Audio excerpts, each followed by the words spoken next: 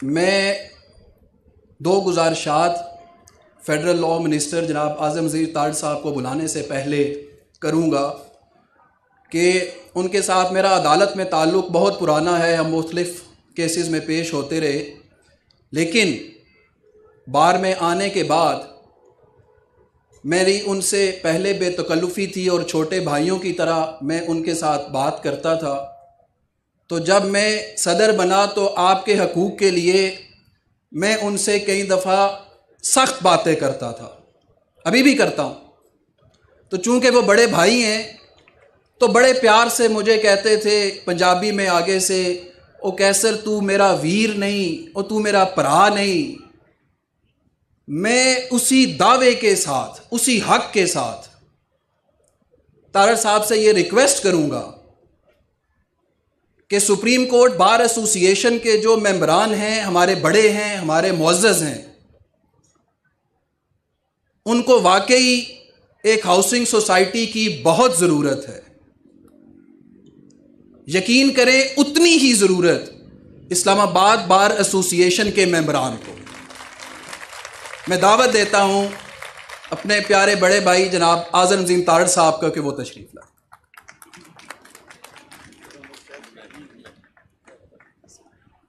Sir, बिस्मिल्लाहिर्रहमानिर्रहीम। इज़्ज़त माब वज़ीर आज़म मियाँ मोहम्मद शहबाज शरीफ साहब, स्टेज पे बैठे मेरे कायदीन, मेरे दोस्त, मेरे दस्तो बाजू, इस पंडाल में मौजूद मेरी वकला क़यादत, मेरे बार के मेंबरान और मेरे शहर के कायदीन, आज इस्लामाबाद बार एसोसिएशन,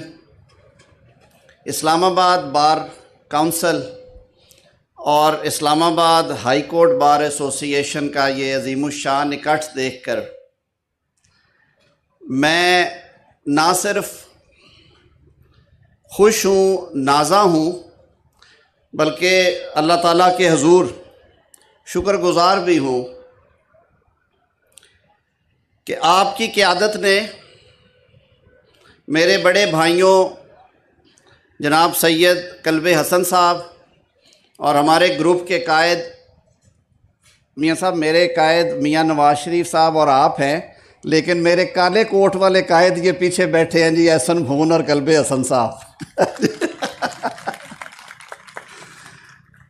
तो मेरे जो ग्रुप के कायदीन हैं बार पॉलिटिक्स में, इंडिपेंडेंट लॉयर्स ग्रुप, जिसकी बुनियाद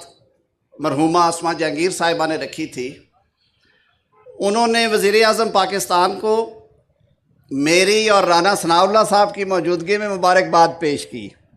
ये अप्रैल के आखिरी अय्याम थे, मेरे ख़्याल में 1 साल पहले की बात है। और मुबारकबाद के बाद वज़ीर आज़म साहब ने शुक्रिया अदा किया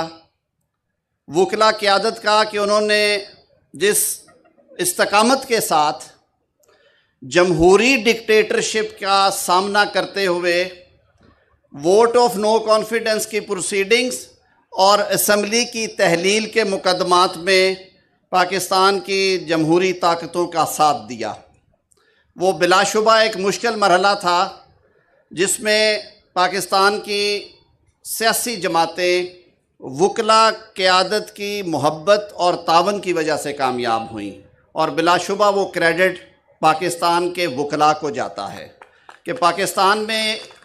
पुरअमन इंतकाल इक़्तिदार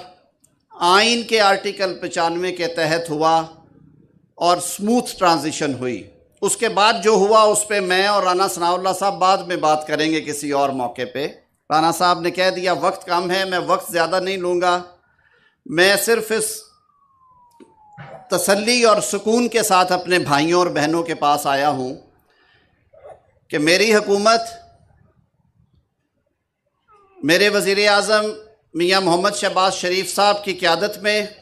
और मेरे कायद जनाब मियाँ मोहम्मद नवाज शरीफ साहब के विजन के साथ, इत्तेहादी जमातों की ताउन के साथ सही मानों में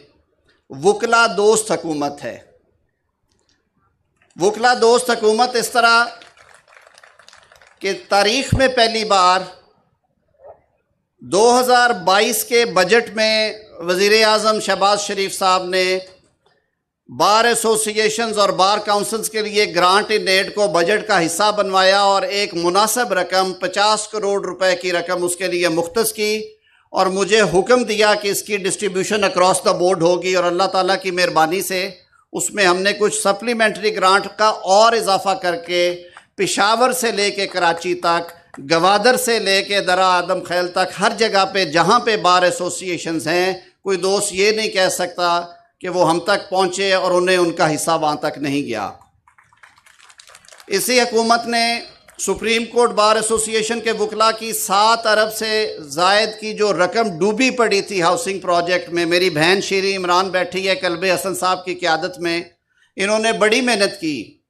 एहसन भून साहब और वसीम मुमताज़ साहब की कोशिशों से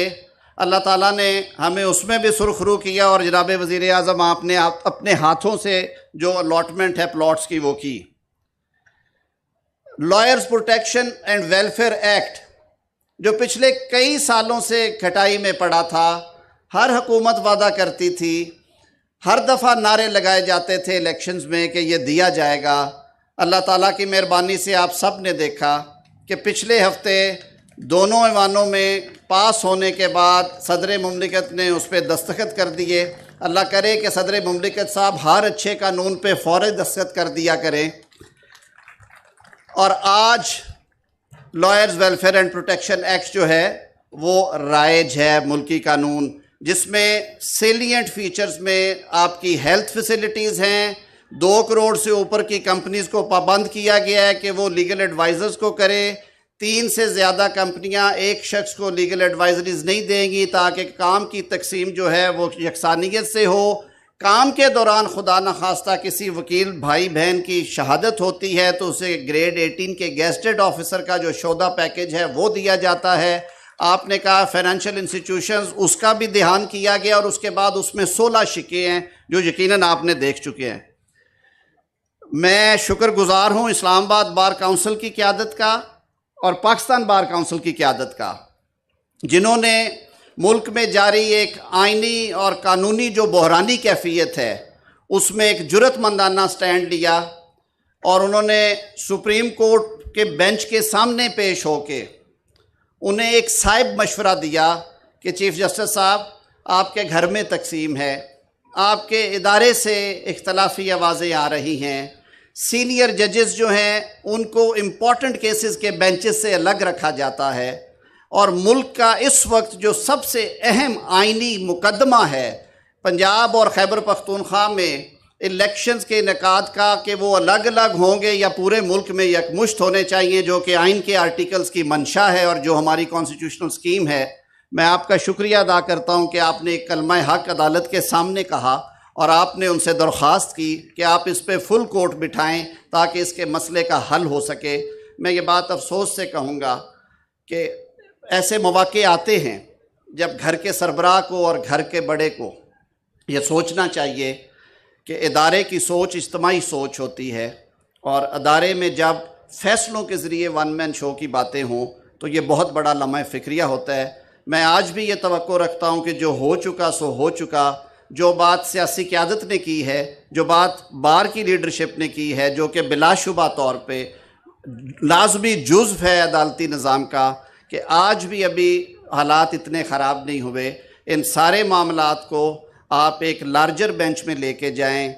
वो लार्जर बेंच जिसमें तमाम जज साहबान मासवाए वो जिन्होंने रज़ा कराना तौर पे रिक्यूज़ किया वो बैठे और वो इस मुल्क की तकदीर का फ़ैसला करे, ना कि ये मुल्क और इसके ऐवानों में 4-3 और 5-2 की बहसें हैं वो जारी रहें और ये गूं मगू की कैफियत इसी तरह जारी रहे। मैं इससे ज़्यादा आज कुछ नहीं कहना चाहूँगा कि असर इमाम,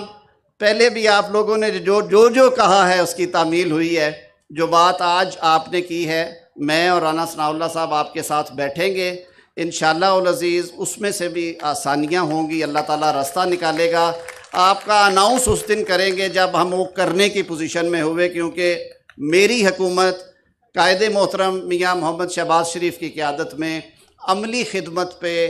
एक्चुअल प्रोजेक्ट्स को कैरी आउट करने के लिए जानी जाती है, अपनी रफ्तार की वजह से जानी जाती है। झूठे वादों की तरह जो पहले इस केस में हुआ था, मैं आज एक फिर दोहराना चाहता हूँ जाने से पहले कि ये प्रोजेक्ट सिर्फ कागज़ों में था। अगर वज़ीर आज़म साहब हदायत जारी ना करते